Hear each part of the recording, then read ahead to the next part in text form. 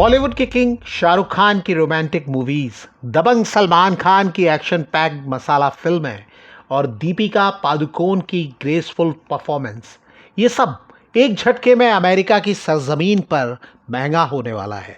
वो जगह जहां तमाम एनआरआई अपनी जड़ों से जुड़ी हिंदी और दूसरी भारतीय भाषाओं की फिल्में देखते हैं और इसके जरिए भारतीय फिल्म इंडस्ट्री की बड़ी कमाई होती है।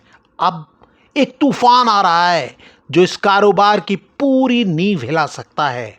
ये तूफान है अमेरिकी राष्ट्रपति डोनाल्ड ट्रंप का नया ऐलान, विदेशी फिल्मों पर 100% टैरिफ। जी हां, ट्रंप ने बाहर बनी मूवीज पर इतना भारी टैक्स लगा दिया है कि बॉलीवुड की कमर टूट सकती है।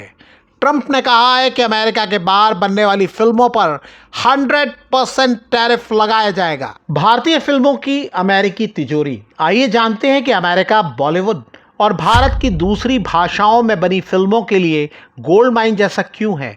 1990 के दशक में जब भारत में आर्थिक सुधार हो रहे थे, आदित्य चोपड़ा और करण जौहर जैसे डायरेक्टर्स ने सीधे एनआरआईज पर फोकस किया।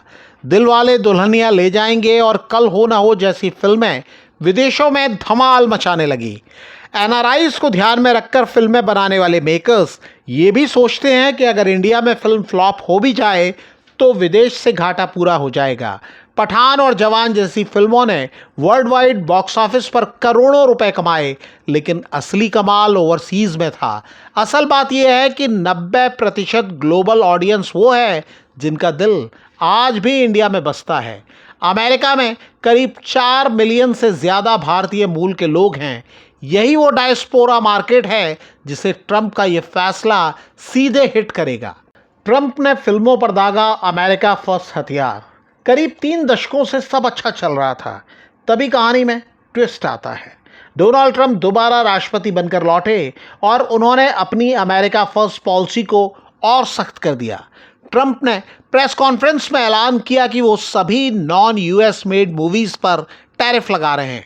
ट्रंप का तर्क सीधा है, विदेशी फिल्में अमेरिका में सस्ते में आती हैं, टैक्स रिबेट्स का फ़ायदा उठाती हैं और इससे हॉलीवुड को नुकसान होता है।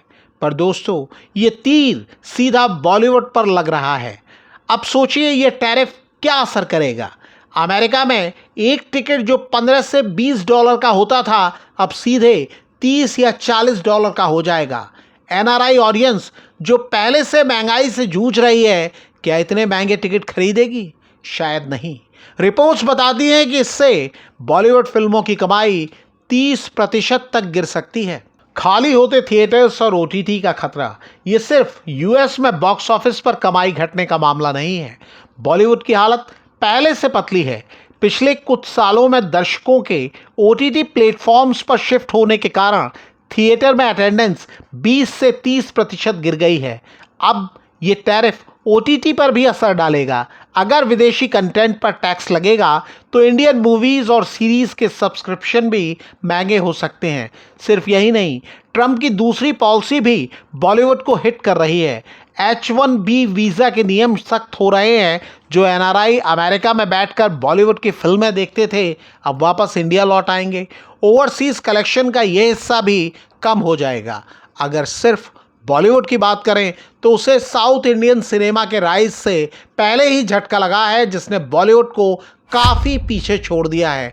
अब ट्रंप का टैरिफ ऐसा लगता है कि बॉलीवुड के सामने चुनौतियों का नया पहाड़ खड़ा हो गया है। अब क्या है समाधान? ट्रंप के टैरिफ पर बॉलीवुड का रिएक्शन भी आपको बता देते हैं। समाधान इसी में है। डायरेक्टर अनुराग बसु ने इसे ब्लेसिंग इन डिस्गाइज कहा है। शर्त यह है कि इंडिया भी हॉलीवुड पर ऐसा ही टैक्स लगाए। रिपोर्टें बताती हैं कि ज़्यादातर फिल्म मेकर्स घबराए हुए हैं। करण जौहर जैसे डायरेक्टर्स जिनकी फिल्में एनआरआईज पर बेस्ड होती हैं, अब सोचेंगे कि क्या करें। शायद फोकस इंडियन मार्केट या नए मार्केट्स पर होगा। बॉलीवुड इंडस्ट्री जो सालाना 2000 से ज़्यादा फिल्में बनाती है, अब सिमट सकती है।